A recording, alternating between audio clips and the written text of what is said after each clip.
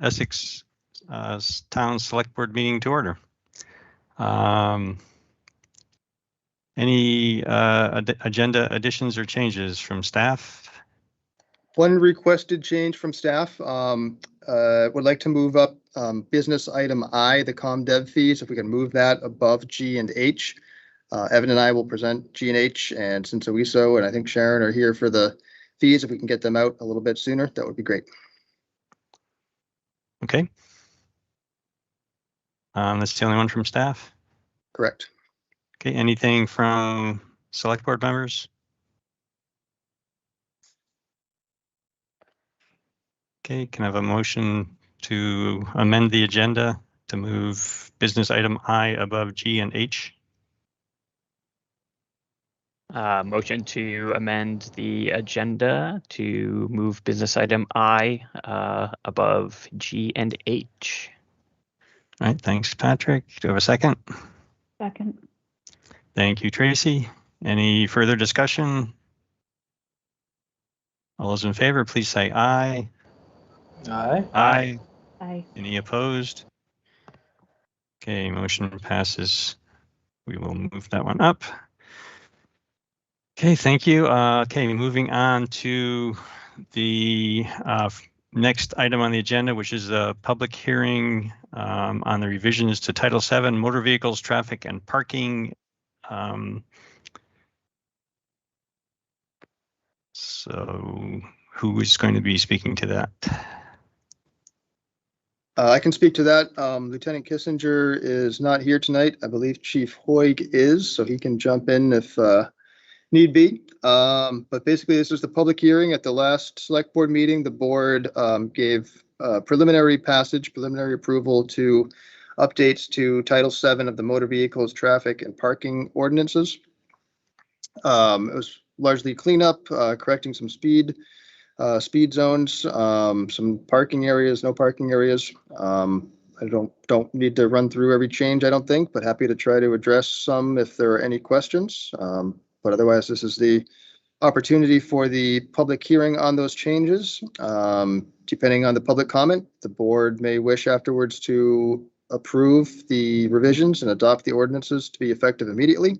Or if there are any other recommended changes or proposed changes, we would warn another public hearing and have another public hearing before making those final approvals. Okay, thanks, Greg. Any comments to the public? The board has already had discussion about these changes, so let's go to the public. If you have a comment, please raise your hand or indicate in the chat that you'd like to speak. Or if you're on the phone, we'll get you an opportunity to break in as well. Hello? Yes. This is Dorothy Bergendahl. Is the meeting started? Yes, the meeting has started. We're involved in the public hearing around the motor vehicle ordinances at this point, asking for public comment. Well, I signed in and I'm only getting me. Is that normal? I'm not sure. We have a large number of folks on the call and we can hear you. So, Dorothy, you yeah, but I meant I signed in on the computer and. Dorothy, you may be able to unpin yourself, or there's a view function where you can see different attendees. If you're the only person you can see, it might be that you have yourself pinned up as the primary video. Yeah, let me try clicking this thing.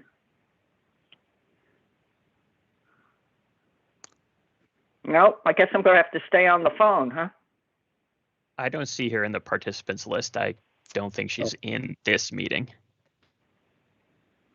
Yeah, Dorothy, perhaps you're in the wrong meeting. Well, this is the Essex Selectboard, isn't it? Yes, it is. And I'm under business items A.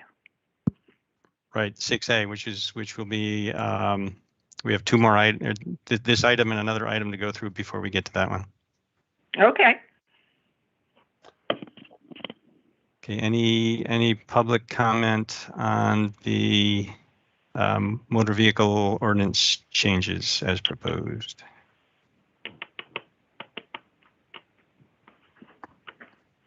Andy, just a question regarding procedure. Do we have to open the public hearing officially before we get started?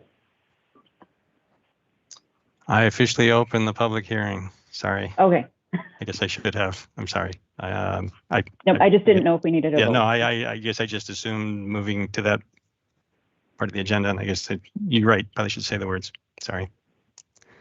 My first one.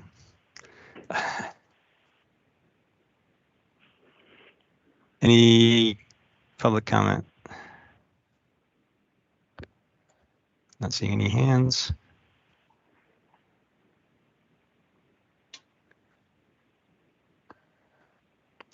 Patty Davis. I'm sorry, I just barely got on and I was right in the process of feeding my dogs and trying to sign on. Did we miss public to be heard completely? Is it all done? No, we're doing the public hearing for the traffic ordinance. Public to be heard is next on the Oh, agenda. okay, no rush. I just, I'm on a tablet, so I'm always slow. So thank you so much. Yep, okay.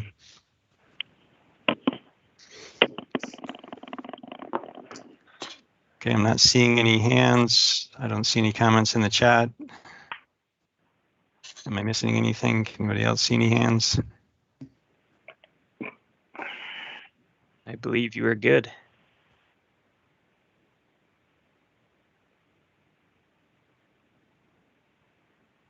Okay, can I have a motion to close the public hearing? Motion to close public hearing regarding changes to Title VII Motor Vehicles, Traffic and Parking of the Municipal Ordinance. Second. Okay, thank you, Patrick and Don. Any further discussion? Okay, all those in favor, please say aye. Aye. Aye. Aye. Okay, we've opposed. Okay, motion passes. Public hearing is closed. We will revisit this question later to consider final passage. Mr. Chair. Okay. Yep. Sure, there's Evan. Can I talk to Dottie for a second?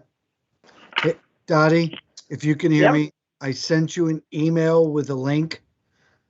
I clicked on the link. The one I just sent you? Okay, I will go back and see if I can find that one, right? I just sent it to you like 3 minutes ago. Okay, Okay, thanks. giving it a whirl. Thank you, Mr. Chair. Thank you, Evan.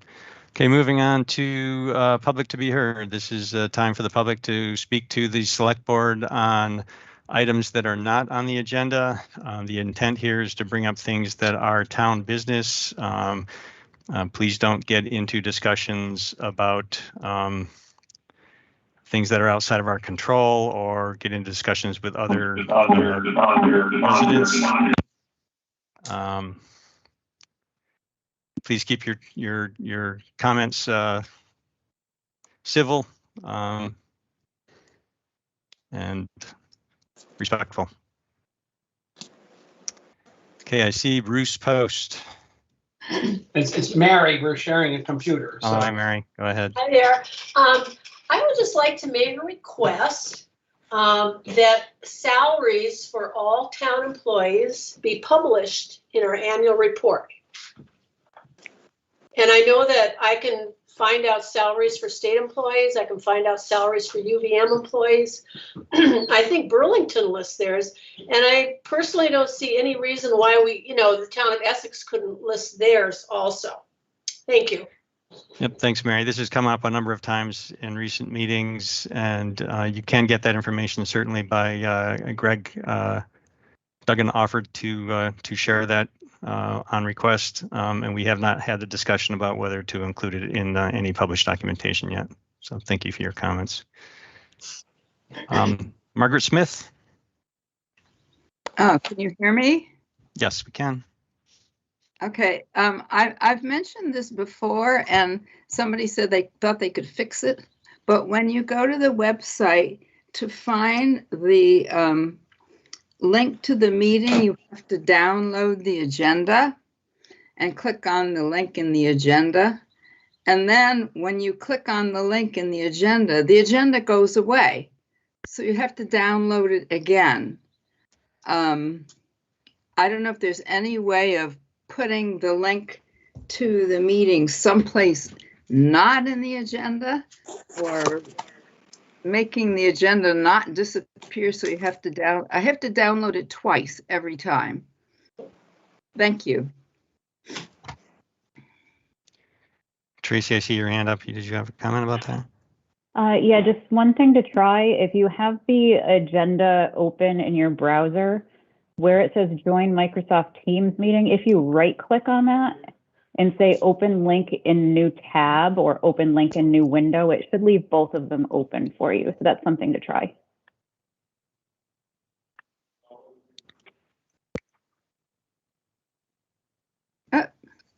It's certainly worth trying, but sometimes if you're in a hurry to get in the meeting, downloading the agenda takes quite a while, especially if it's lengthy. But thank you, I will try that. Okay. Thanks, Tracy. Thank you, Margaret. Any other comments for public to be heard? Patty Davis. Okay. Can you hear me? Am I unmuted? Yes, we can hear you. Okay, so I like to research. I used to research a lot in ophthalmology, and so you guys correct me if I'm wrong, but the person that did our town audit, was his name Bill Kaiser?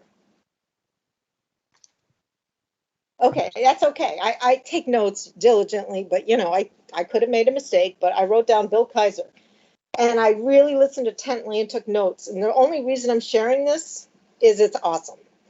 And I put stars next to it and I found it. And I'm like, oh my God, I got to share this. So I just found it interesting that he was talking about our fund balance, not fun, F-U-N, but fund, and how much cash we have, our balance, and blah, blah, blah, for just the town, okay? And what I liked that he said was that, hang on, he said, you know, when we figure out our expenditures for the village and what things are charged to the village, expenditures for the village are charged to the village, and expenditures for the town are charged to the town. But I want you to know, on a monthly basis, the finance department and the town outside the village is doing great for the town, the whole town. And I wrote that down because I just want to give us a little ray of sunshine, okay, for the select board, a little ray of sunshine, even though it's 98 degrees.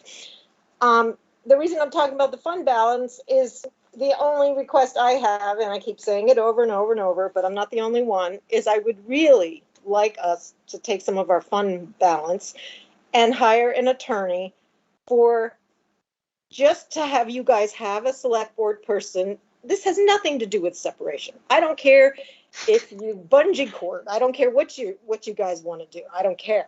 But I want us to have that representation of a town for a town attorney outside the village. I do not want an attorney representing the town outside the village and the village. That is a conflict of interest, and that's the law. Thanks.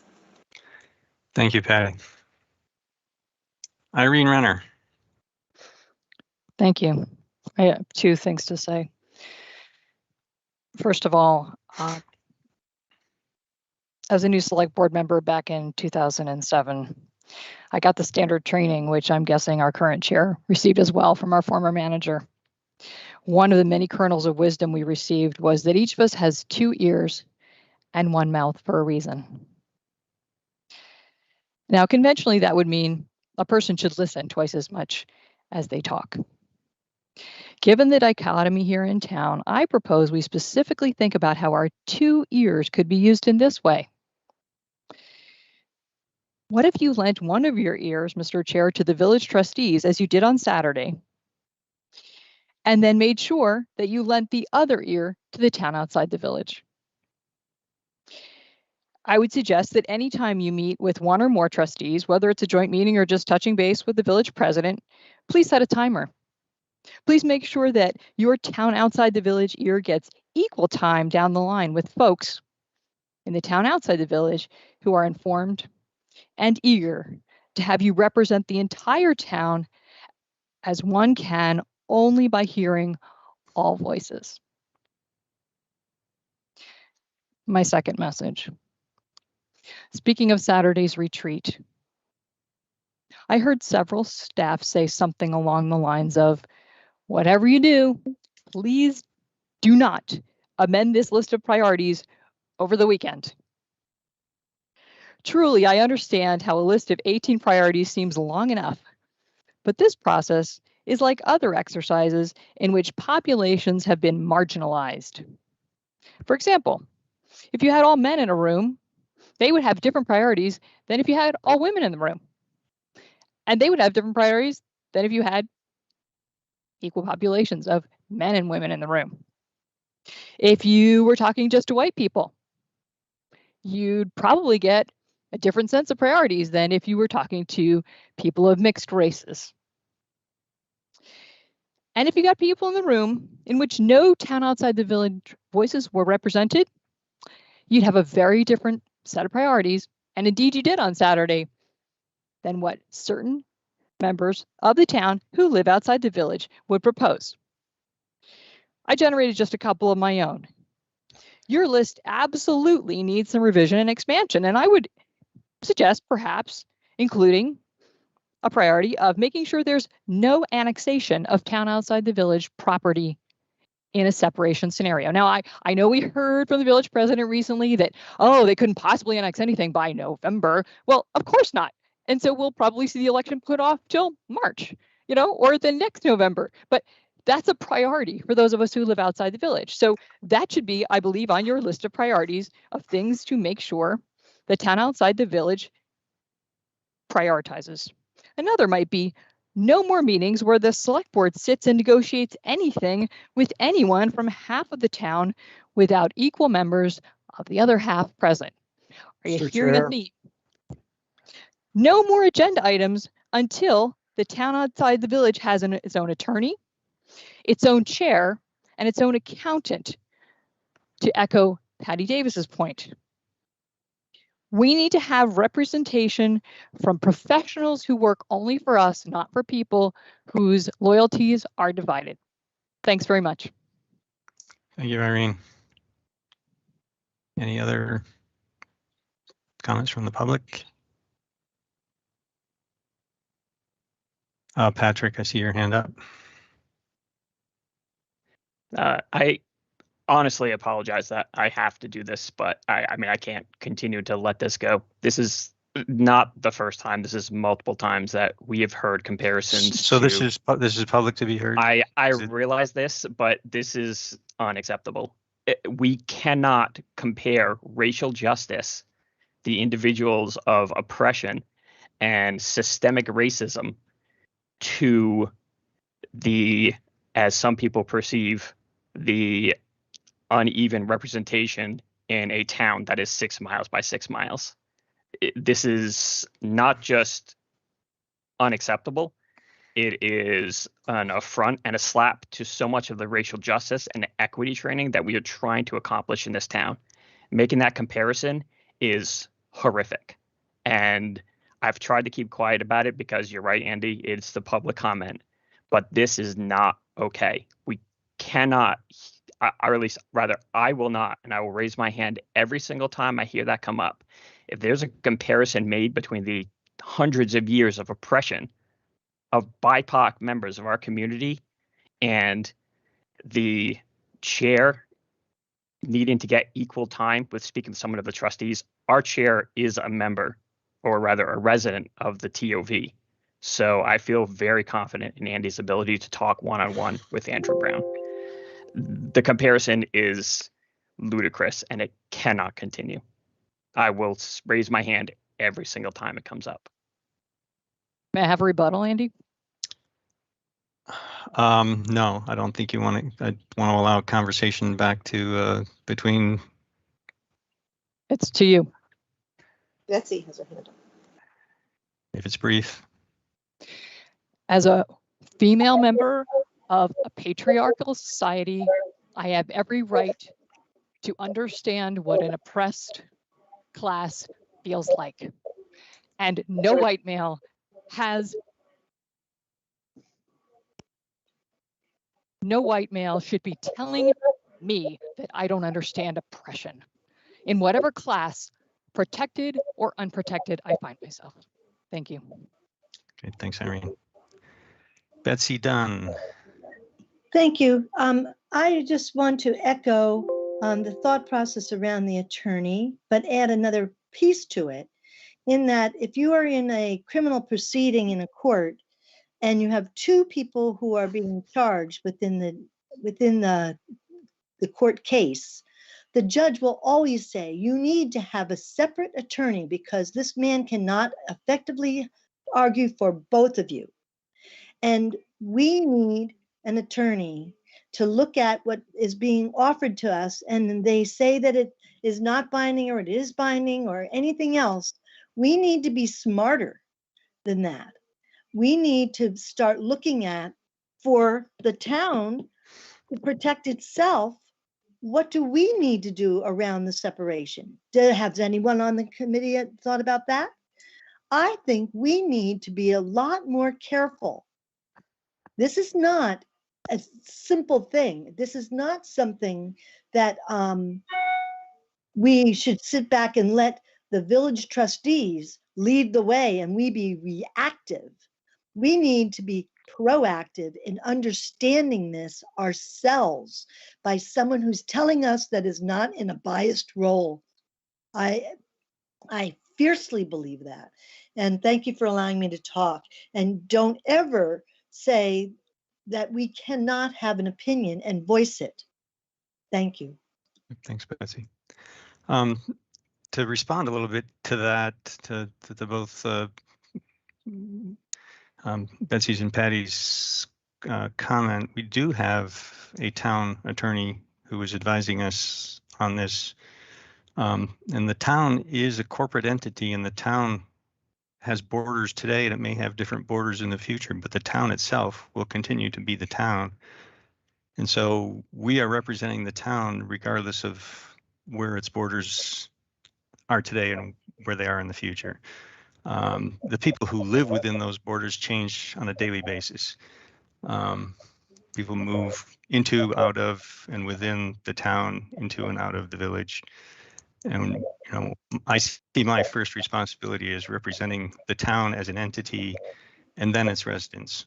And so the same applies to our attorney that we have. We have separate attorneys. The town and the village have separate attorneys.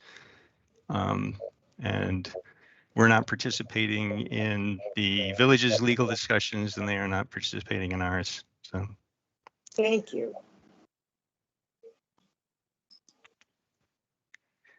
Okay, Patty, you already spoke. Any other comments from the public? Patty, is your hand up on a different topic? Oh, I was just going to say thank you. I only wanted this because if any written document, even if it's an amicable one, is presented to you by the trustees, and I know we all want to get along and everybody wants to be happy and all that. As long as we have an attorney for the town who reviews it and discusses it with you before you guys have a vote to sign, that makes me very, very happy. Thank you very, very much. You made my day. Right. Thanks, Patty. We will use some judgment with regard to what we ask our attorney to review, but we are definitely engaged with our own attorney. Margaret, your hand's back up again. Hi, I just wanted some clarification on your statement. You said we have an attorney that is negotiating for the town or consulting with you for the town. Does that mean the whole town, or Yes. is that the town outside the village? The town as the town as a corporate entity. So I think So the town as it exists today and the town as it may exist in the future. The entire town. Yeah, I think what people are trying to say is that, the schools were separate. We had a school district for the village and a school district for the town. the way statute is written is if a second school district is formed within a town, the remaining portion of or all towns are school districts in statute unless another school district is formed within that school district, and then it's the remaining portion becomes the town school district. So there is no document that actually defines where the boundaries of the town school district were, other than statute saying it's coincident with the town boundaries or borders. And so there's other factors that generated the existence of the Essex Town School District that don't apply to entities that areas of towns that are outside of villages. I'm confused.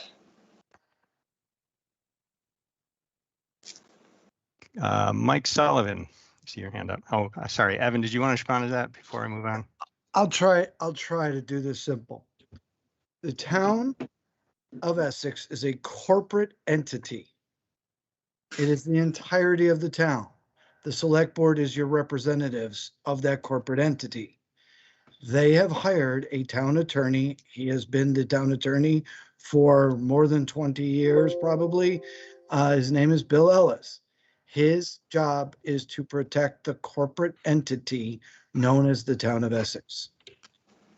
Period. The village has their own attorney. Her name is Claudine Safar. Her job is to protect the interests of the village of Essex Junction. So we have representation in the town. They have representation in the village. It's been that way for years. That's not fair. So did Bill Ellis look at the resolution and agree with what it is and give you any information? As I said, we use our own judgment. This is not a discussion period. This is not our first rodeo. We have permission to know, and people who look out for this interest and will give this to. Thank you.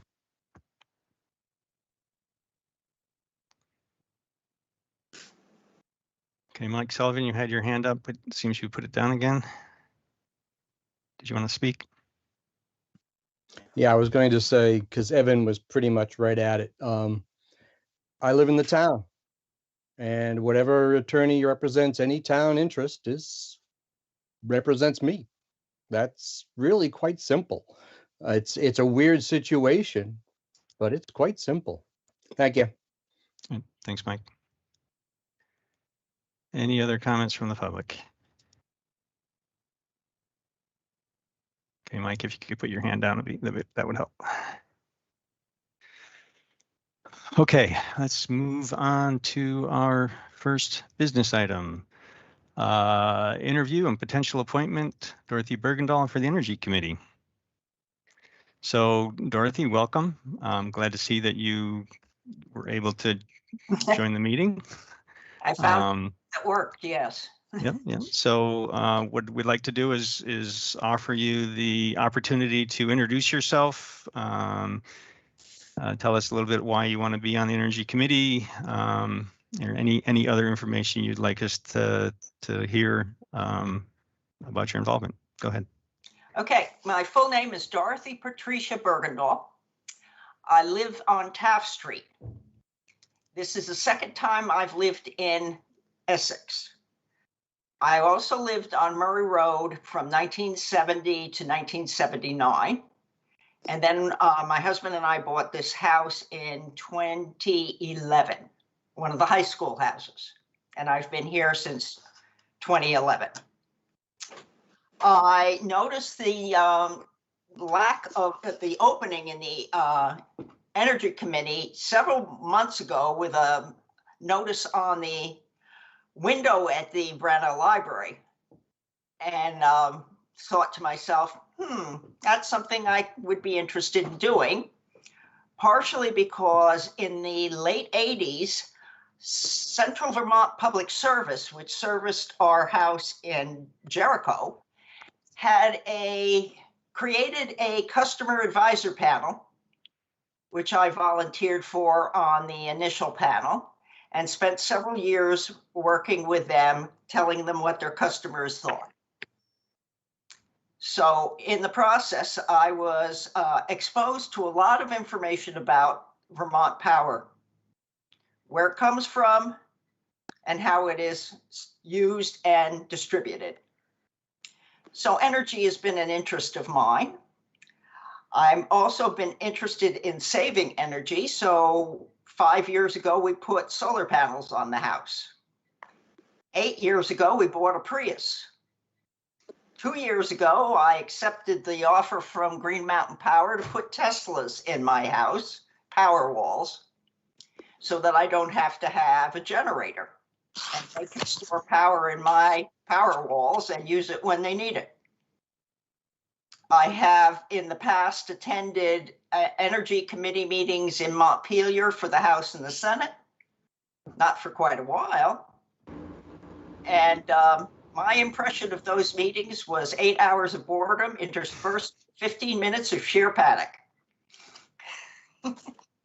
My educational background was I trained as a math teacher,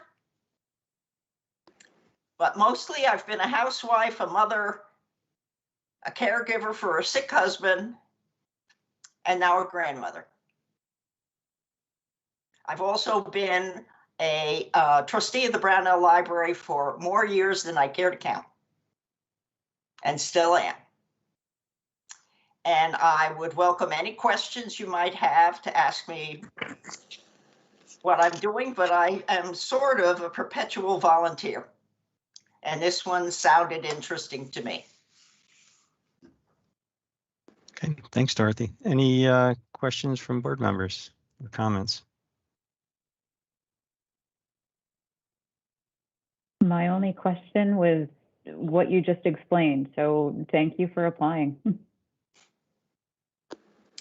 I have one question. If you approve of my application, how long is the commitment? So let's see, there is a specific term that we would be appointing you to, and trying to find the memo that contains that information. I just found it. 2024. It would be through 2024. Thank you, Tracy. That's So acceptable. okay, okay. Any other select board member comments or questions? Okay, if not, I'll go ahead. Dorothy, thank you for stepping forward. As you noted, the seat's been available, open for a little while. So the question I typically ask is whether you feel you have anything unique that you bring to the committee. Well, I don't know that anybody else on the committee ever was in the power dam up on James Bay. I was. Ever walked around the inside of Vermont Yankee? I have.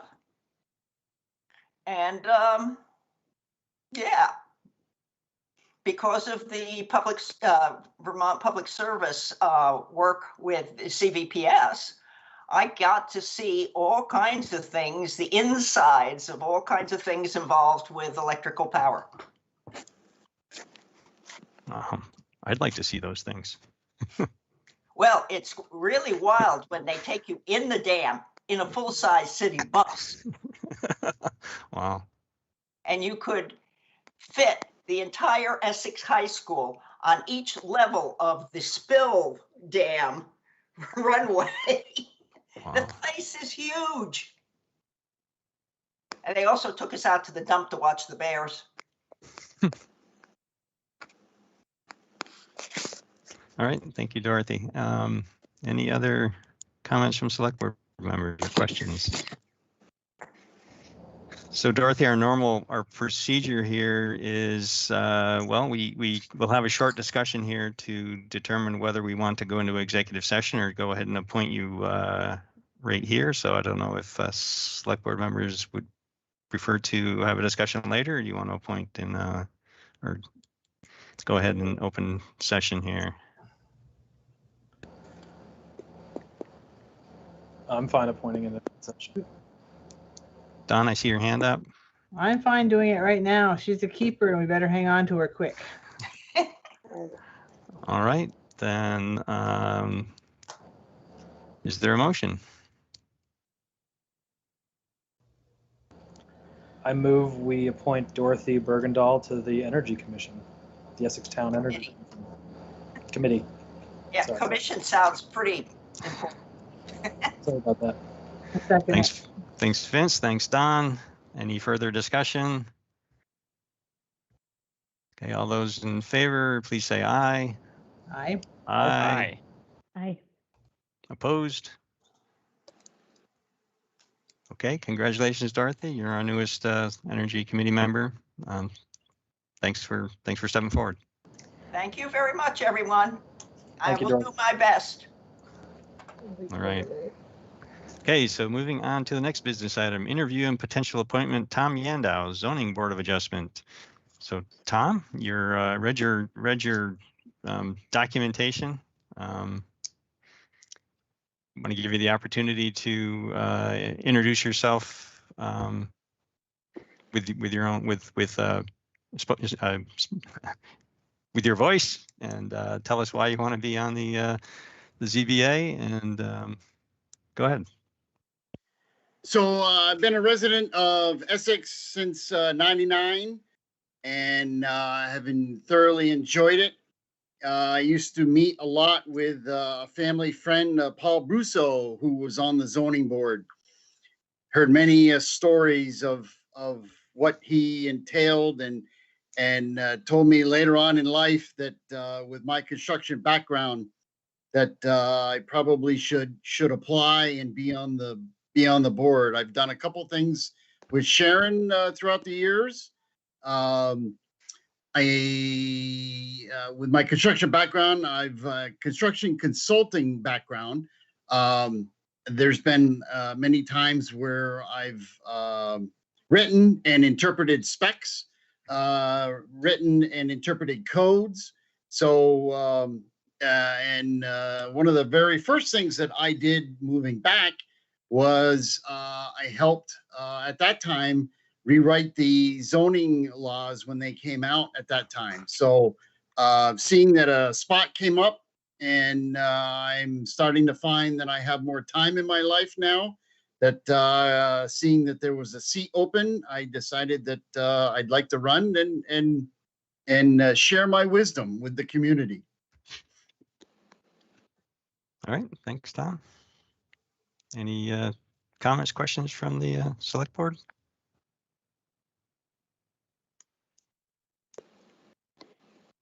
I do have one. Tom, given do you still work for Yandow Associates? No, that company is pretty much gone.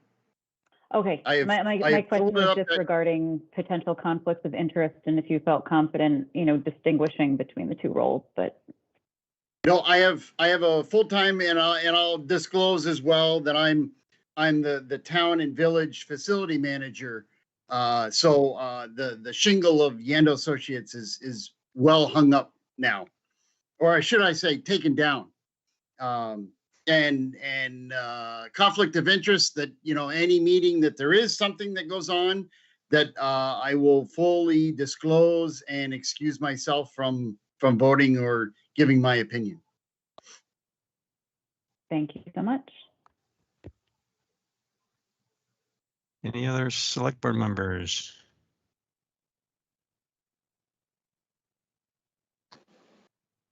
Okay, and along the lines of full disclosure, Tom and I have known each other for a very long time. Our boys were in Scouts together, so we've been, I guess, extended friends of the family for a long time. Myself also. Right, Don, right.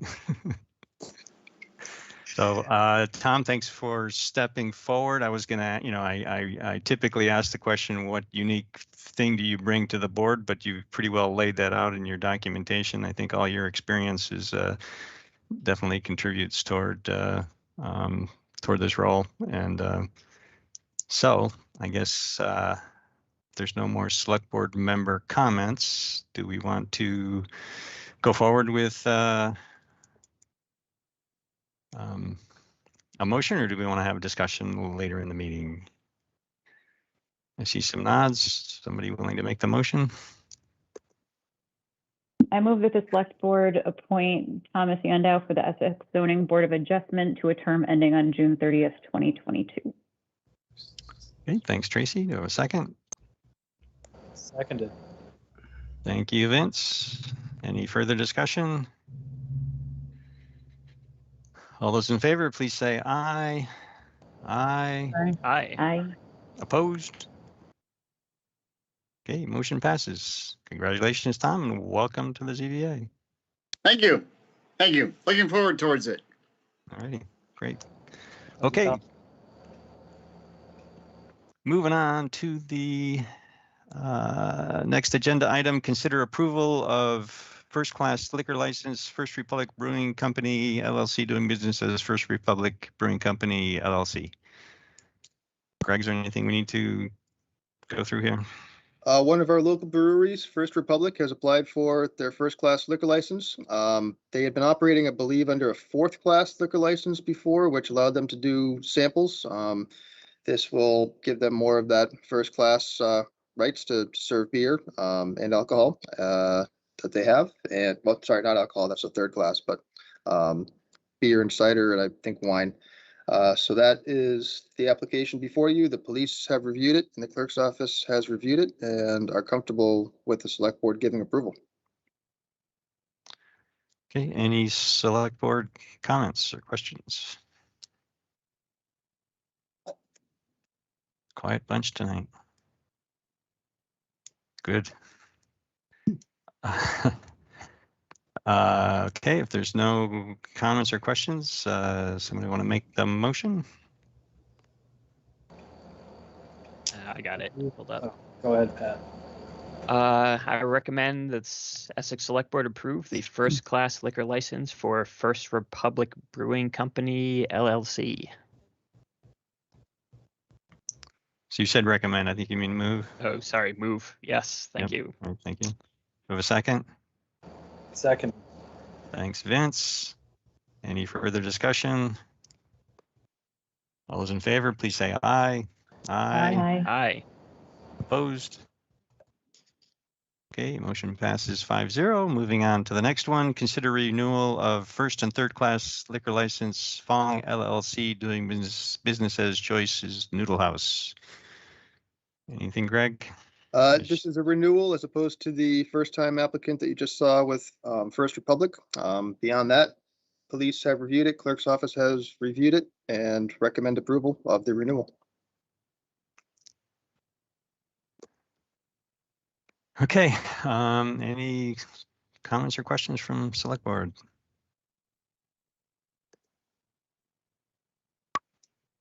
Anybody want to make a motion? I move the select board approve the renewal of a first and third class liquor license for Fong LLC, DBA Joyce's Noodle House. Okay, do I have a thank you, Don. Any further discussion? Okay, all those in favor, please say aye.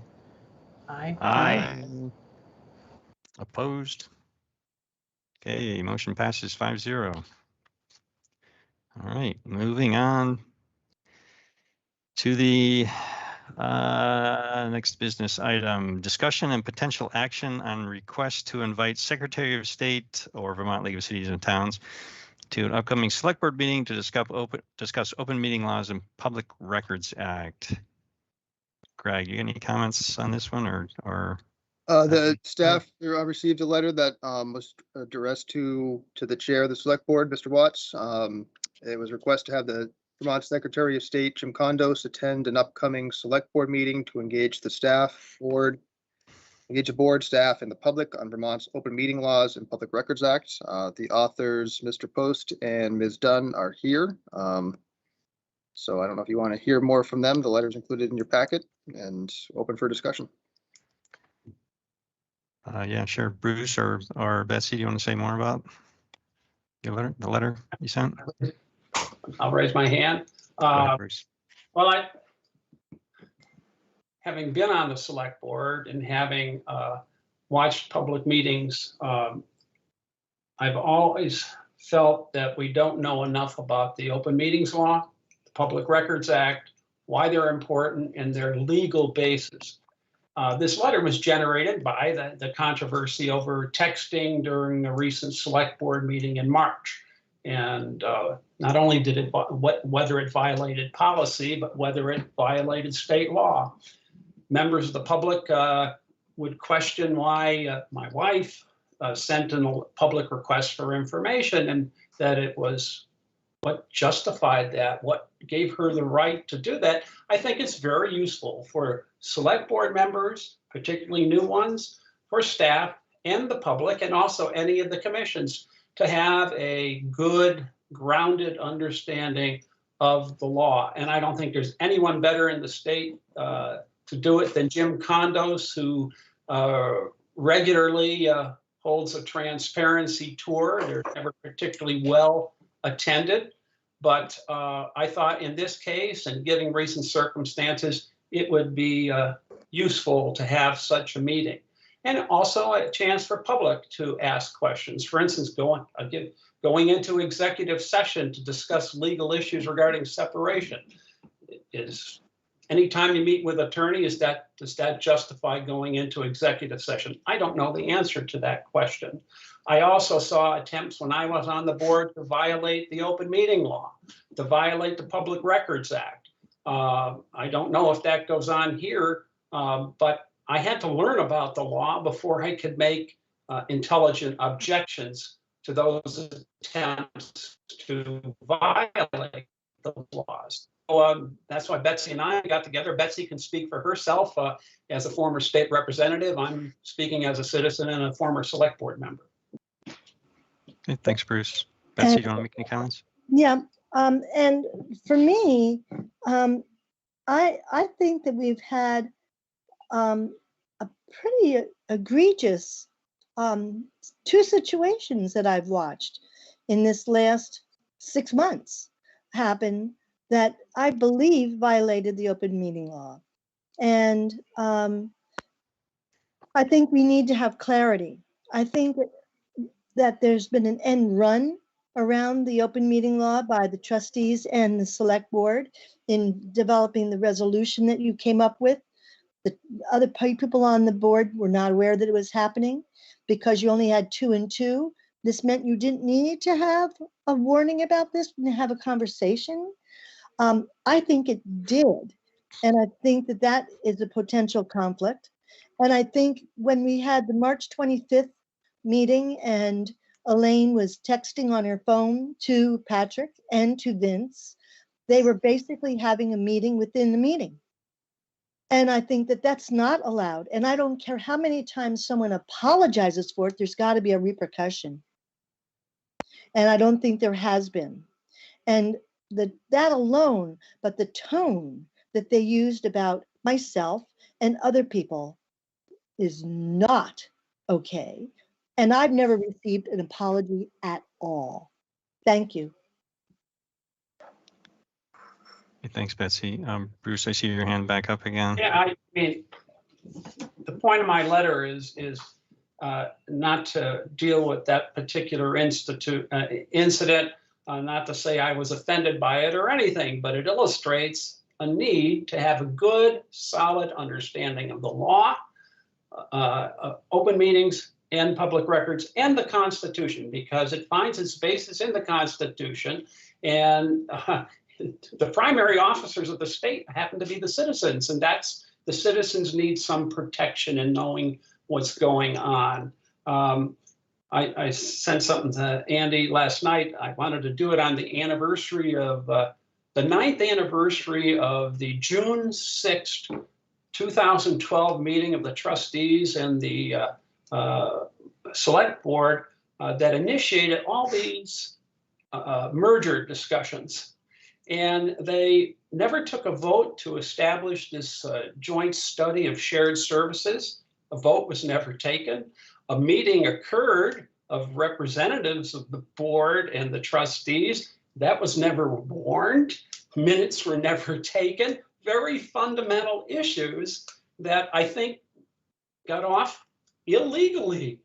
And I think it's important for people to know this stuff. That's why I'd like to have Jim Condos. And I don't think it's meant for repercussions or anything. I think education is important. I think it's a perfect time in the life of this town or community to have this kind of opportunity if the board wants to do it and if Jim Condos would agree to do it.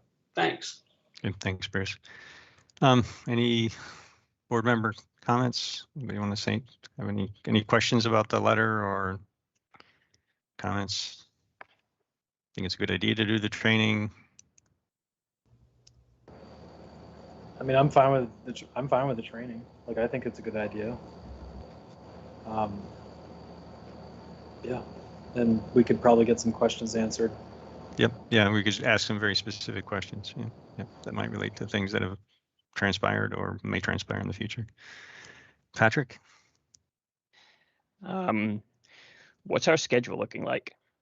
We just got out of a retreat where we were struggling to fit in a massive amount of projects that we know we need to complete over the next 6 months, let alone 12. With all respect to the citizens who have said that this is not in regards to one specific incident, that was countered by Betsy, who said that there have been no repercussions that she wants to see regarding that incident. And with respect to Mr. Post, his wife, during our last meeting, also said that she would continue to bring this subject up until there was some movement on it. So I wonder, because these trainings are made regular by the Vermont League of Cities and Towns. I attended one. In fact, I attended one when I first came on board, the select board, and I attended another during my second year term that was remote because of COVID. No instances that I'm aware of. Betsy, I believe, spoke to 2, and I certainly would like clarification about the second if she would provide it. But our town attorney reviews those requests, and at no point have they found a violation of open meeting law. So I question whether or not we have the capacity to pull this up.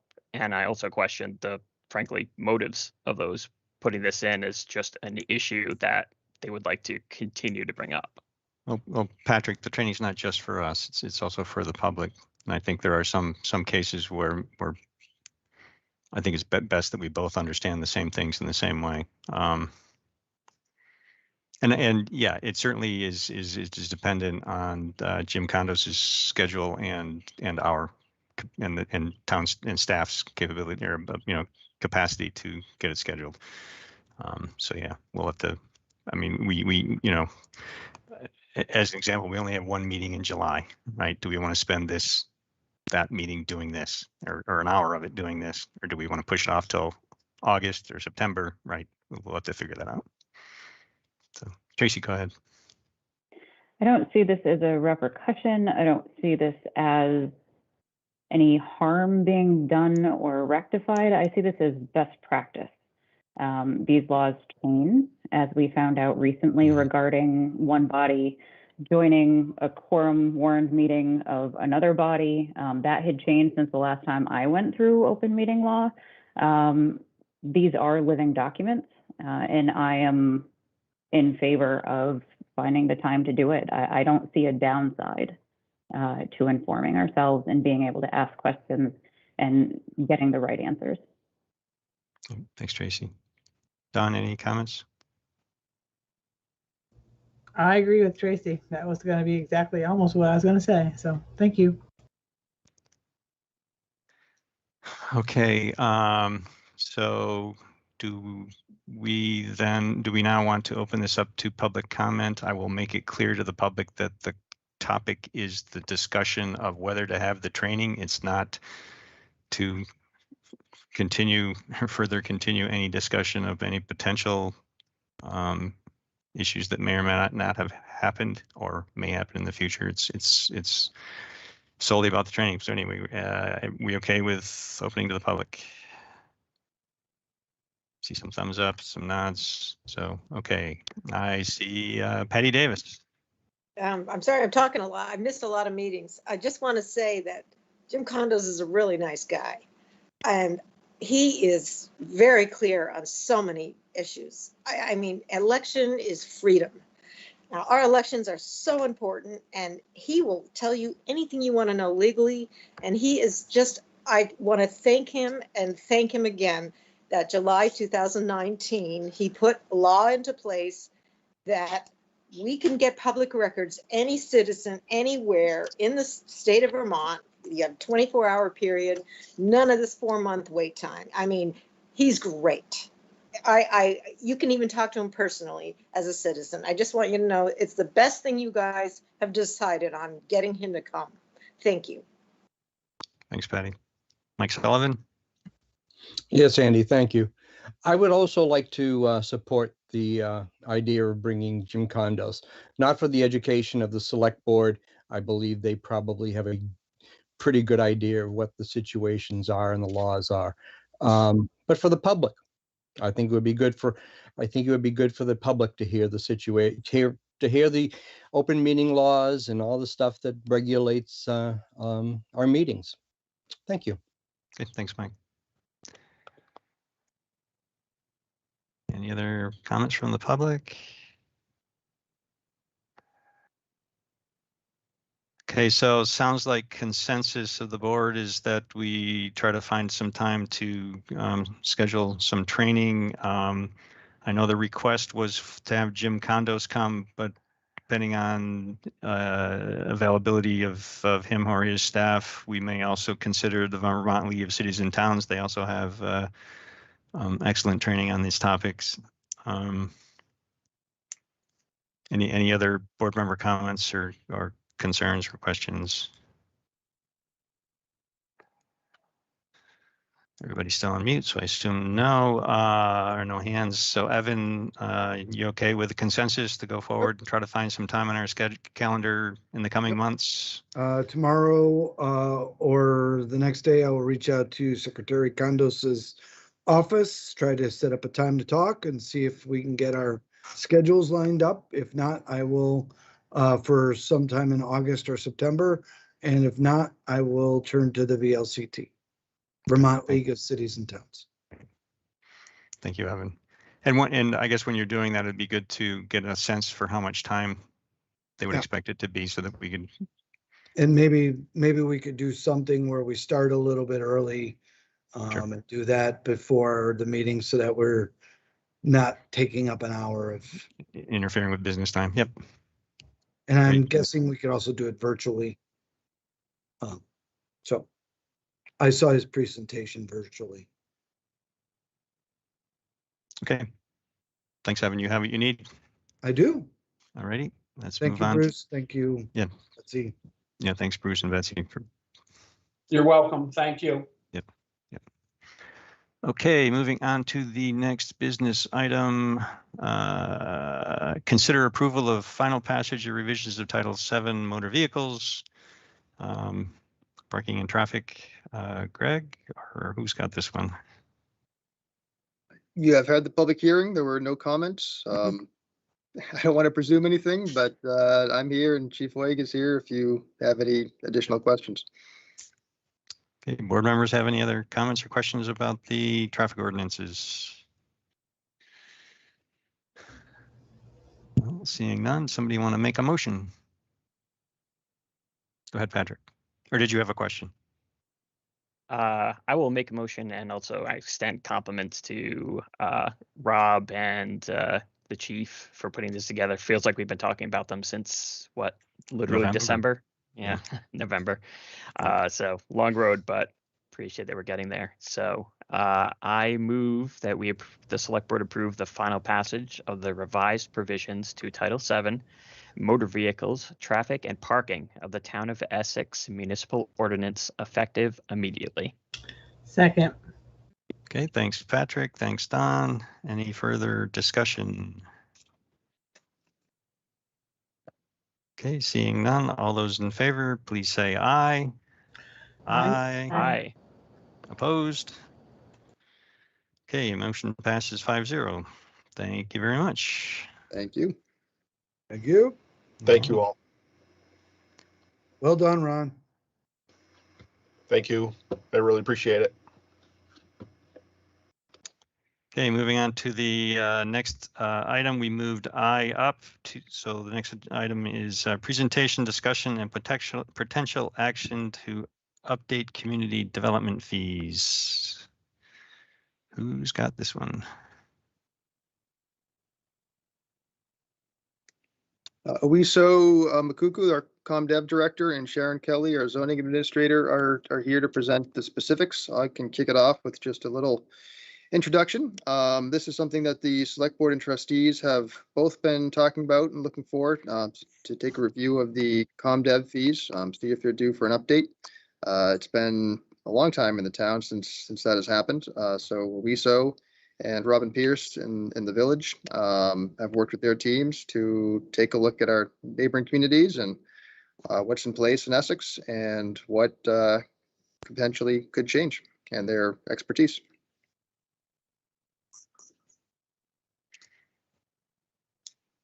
Okay, so Awiso, Sharon. Hi, yes, actually, we thought that you would have questions for us after reading through this document. I mean, it's pretty straightforward. We're proposing an increase to fees which haven't been updated since substantially in 20 years. And this would sort of align them with what people are charging for in other towns for the same permits. And frankly, again, I think part of this goes back to what we're doing, what the intention of collecting the fees is, because I see a lot of staff time going into the review of permits.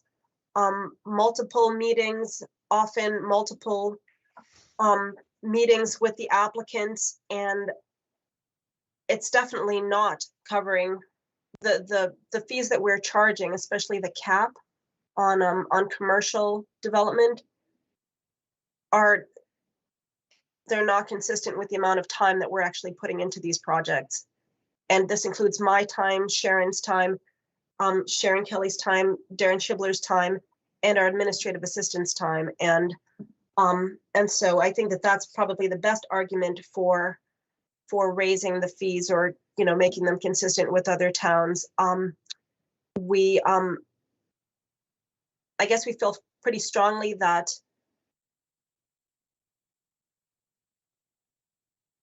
people who are not reaping the benefits of the development that's being proposed are carrying the cost of the permit review process. And that to me is the strongest reason to raise the fees. It doesn't have to be a one-to-one. It just needs to be, again, a little bit more consistent with neighboring communities and within the scope of what we're actually doing on these projects. So that's the raising of the fees, I guess, is one layer. Another layer would It's be. we saw. I don't really mean to interrupt you here, but I'm looking at the package and I don't see a memo. I don't see this. I need to make a major apology to Awiso and the select board because we had the memo in the fee schedule, and I am not sure how it did not get into the packet, but I will take full responsibility for that. Awiso had a great introduction, and unfortunately, there's not the supporting material for it. So I can pull up what we have. I was feeling bad that I somehow missed it and didn't read it. And I was like, oh my. So how would everybody feel if I pull up the memo and the fee schedule, and we will not look for any action tonight, but at least it's a chance for Awiso while she's here to run through the work that she and her team have done. That works. So again, my sincere apologies. I will also apologize. Our packet's 171 pages this time. It somehow slipped through the cracks. Awiso and Sharon, I'm really sorry. Maybe you could go point by point. No, I'm just kidding. But I think the intent is the same. the town has not reviewed its fees for quite a long time. And I want to commend Robin, Oiso, Sharon, Terry over in the village for going through some of these things and seeing which ones really did need some attention. So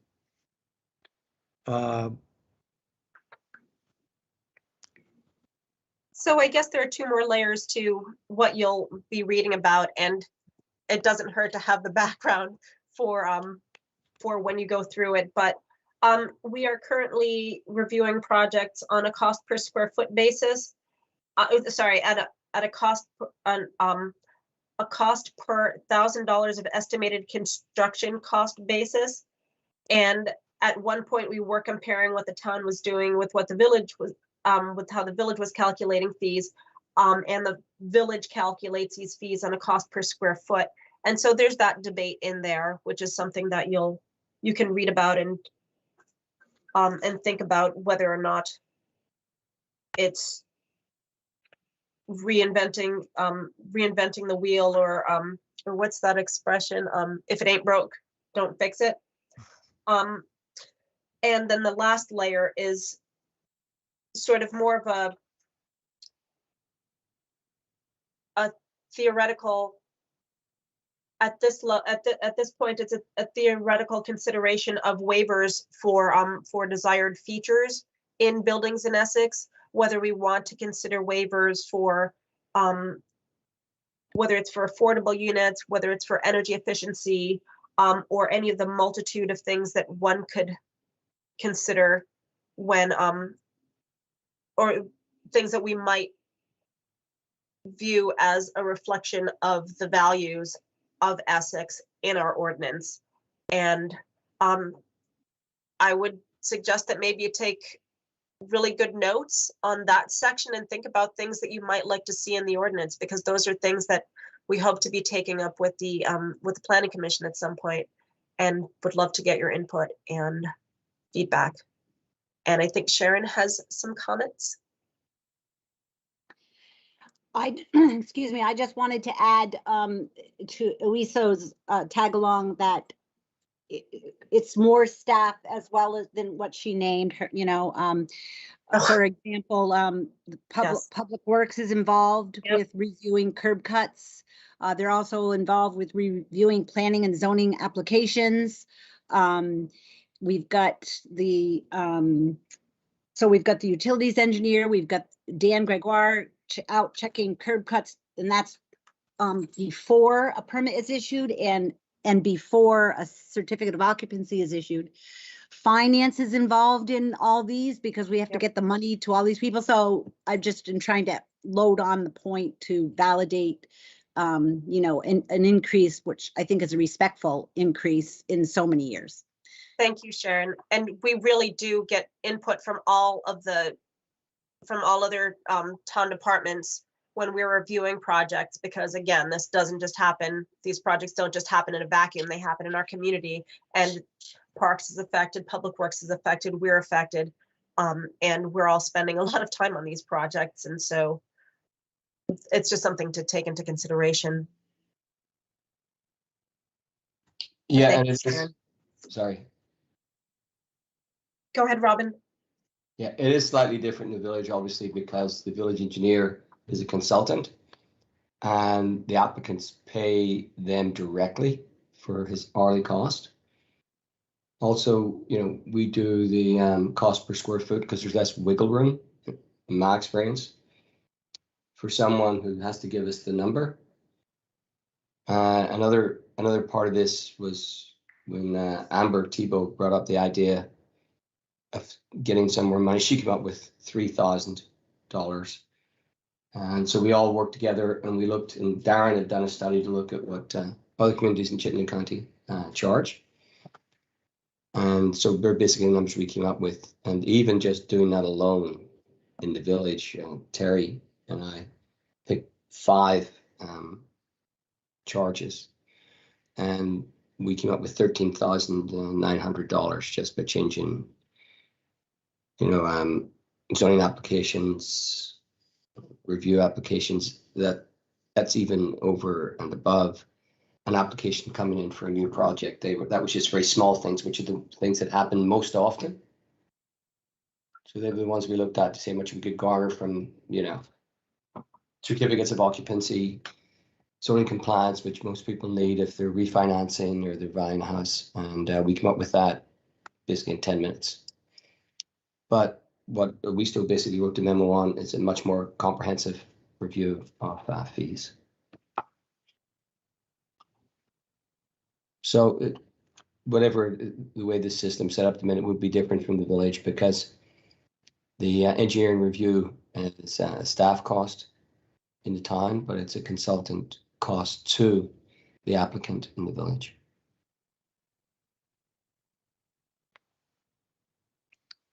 Okay. Thank you for the introduction. I guess we'll look forward to seeing this in a future meeting agenda.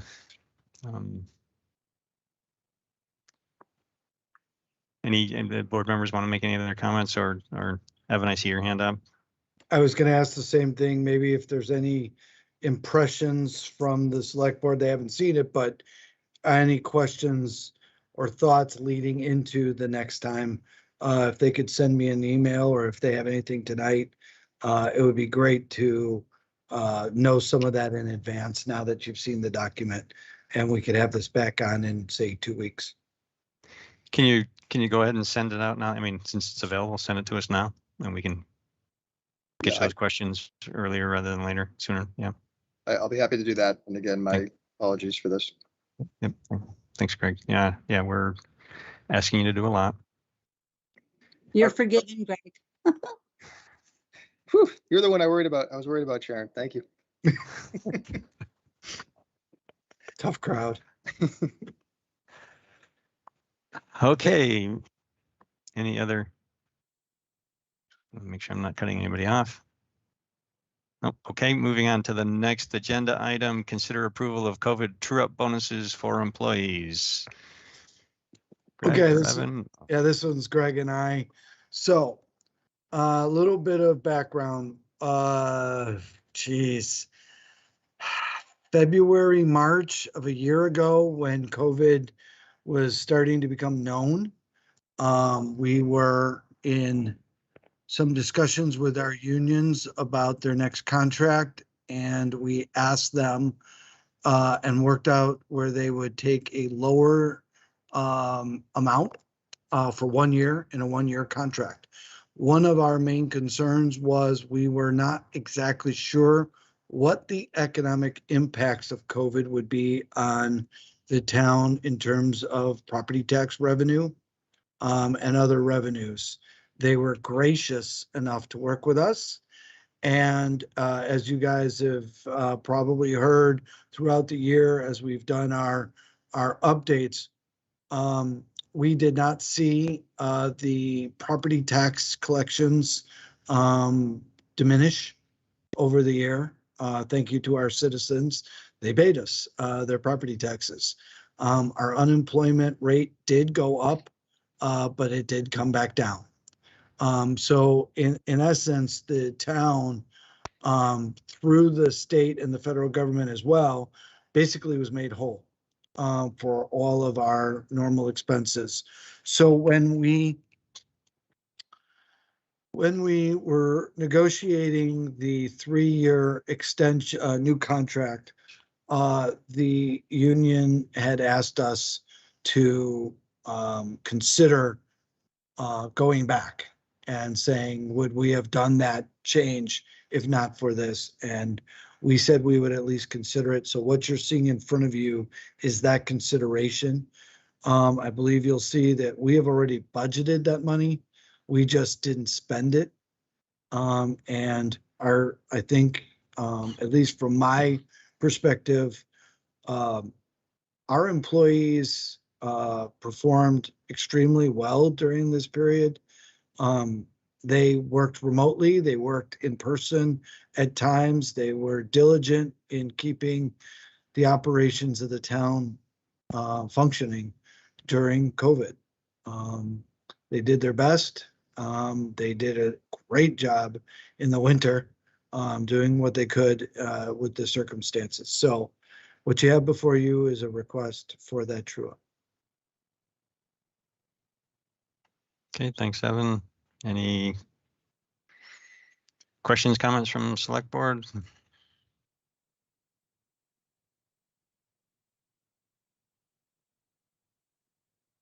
All right, not seeing any. So Vince, go ahead. You do have your hand up. Yeah, I just want to say thank you to all our town employees. Like, you really knocked it out of the park with COVID. And over the last year, it's just been stressful with everything going on. You folks have done a great job. Pat yourselves on the back, except for Evan. I'll pat them on the back. Evan, you go buy yourself a stiff drink. Thank you, and thank you for the kind words. It's really important to hear that. Thanks, Vince. Tracy? Yeah, thanks. I just popped into my brain, but and this may be more of a question for Travis, but will this be taxed as a bonus or will it be taxed as regular income? Because from my understanding, there is a difference.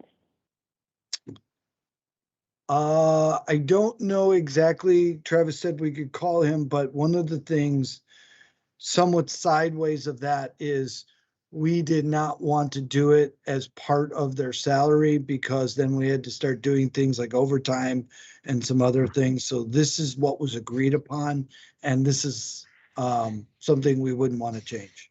Okay, sounds good. Any other questions? Okay, so Evan, you're looking for a motion from us? Sure. I will move that the select board authorize bonuses to all employees defined as full-time, part-time, or regular part-time in the town personnel guidelines who received a COVID-19 related reduced pay raise in fiscal year 2021 in an amount equal to 0.5% of their annual base rate to be paid in the last paycheck in July 2021. Second. Okay, thank you, Tracy. Thank you, Don. Any further discussion? All those in favor, please say aye. Aye. Aye. Aye. Opposed? Okay, motion. This might be a day late and $1 short, but should we have received public input on this? I decided not to. Oh, no worries. Okay, motion passes 5-0. Moving on to the next agenda item, consider approval of revisions of Town of Essex personnel guidelines.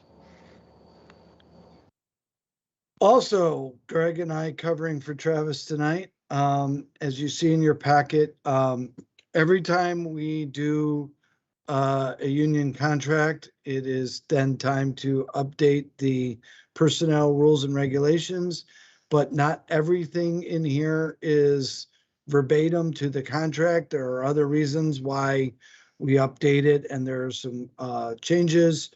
Currently,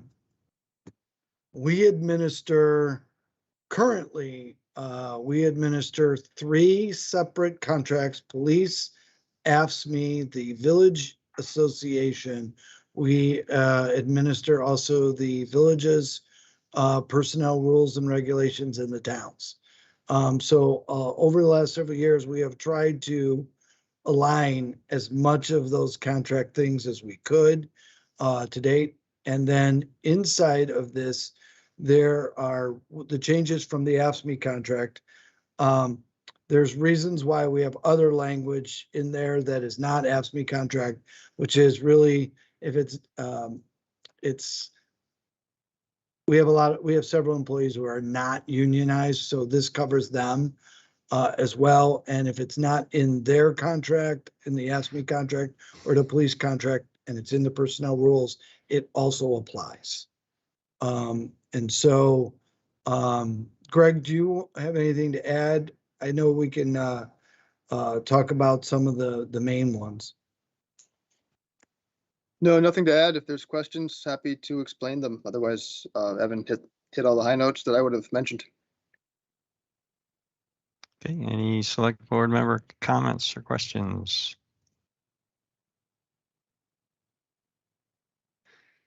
So this is to some extent, I noticed there's some language changes in there from town to unified manager, those kind of things. Then there's also aligning with contract, and then there's also covering items that contract employees don't, or to align things with non-contract employees as well. Right? So that's essentially what we're doing. We do this periodically every time the contract is updated. Or somebody changes the law. Or a law changes here, right. Or a holiday name changes. We did that. We did update the Indigenous Peoples Day. And you know, we value our relationship with our unions, but also our non-union employees as well. And we recruit and hope to retain, and we do a pretty good job, but we have competition, and labor, our competition is our local municipalities, and a little bit further out, we use most of our local communities except for Burlington. So when we do recruit and look to retain, those types of benefits and those types of benefits and time off, vacation, sick time, etc. That's what helps us in this arena. All right, thanks, Evan. Given that's a lot of what's in there is covered by contract, I don't think I'm going to go to public comment on it because we're likely not going to change anything there because we can't twiddle contracts around at this point. Unless board members have any objections, do you think we should go for public comment here? Let it roll, Andy.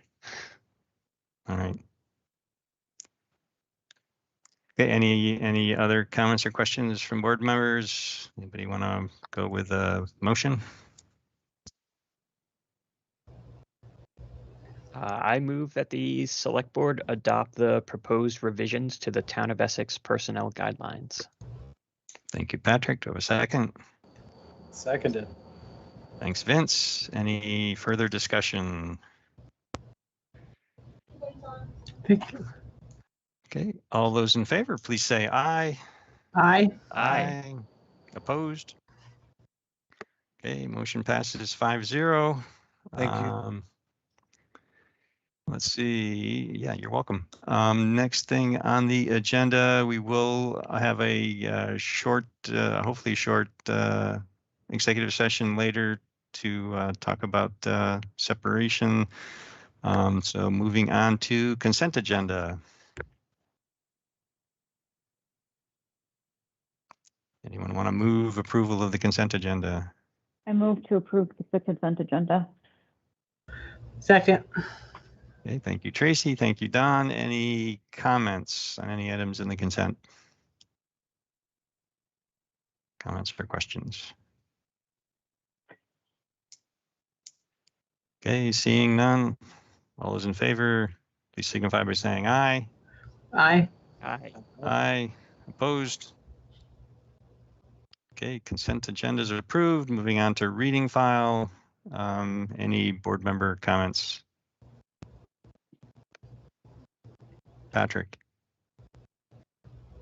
Good to note. I unfortunately am at work that Saturday, but the Essex Juneteenth celebration at the Brownell Library will be coming up, I think, before we meet again. And they are looking for volunteers.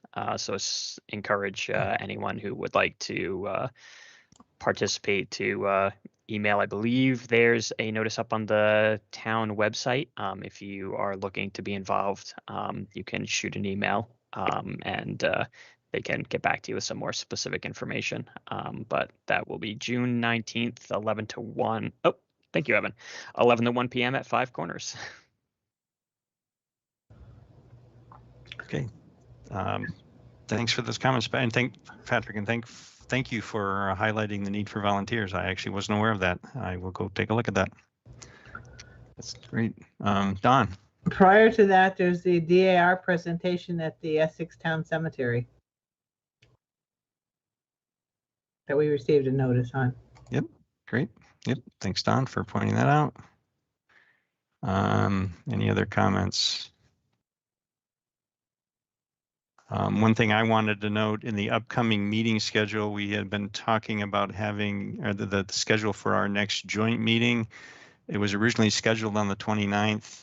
It has been moved to the 15th. It's my understanding that the 15th is a replacement for the 29th. It's not in addition to, although they're both listed in our schedule. A new schedule is coming out. It is the 15th, not the 29th. Okay. And a new schedule will be posted. Okay. Great. Thanks for that confirmation. Okay. Any other board member comments? Okay. So then we should circle back to the executive session about legal discussion. Someone can find the appropriate motion or motions. I've got them right here. Okay, go ahead, Tracy. I move that the select board make the specific finding that general public knowledge of confidential attorney-client communication made for the purpose of providing professional legal services to the body would place the town at a substantial disadvantage. Okay, thanks, Tracy. Do I have a second? Seconded. Thank you, Vince. Any further discussion? All those in favor, please say aye. Aye. Aye. Are you ready for the next one? Go ahead, Tracy. Oh, motion passes. Yes, sorry. Yeah, go ahead, Tracy. I move that the select board enter into executive session to discuss confidential attorney-client communications made for the purpose of providing professional legal services to the body pursuant to 1 VSA 313A1F to include the unified manager and deputy manager. Thanks, Tracy. Thank you, Don. Any further discussion? All those in favor, please say aye. Aye. Aye. Opposed? Okay, so we will, Evan, I see your hand up. Just waiting for you to see if you're going to say the same thing. I was going to say we're not going to come back to this meeting, right? Yes. So we will close. We will have the executive session, close the executive session, and then adjourn. We don't have no action coming from this discussion today. So members of the public, we won't be coming back to this one. And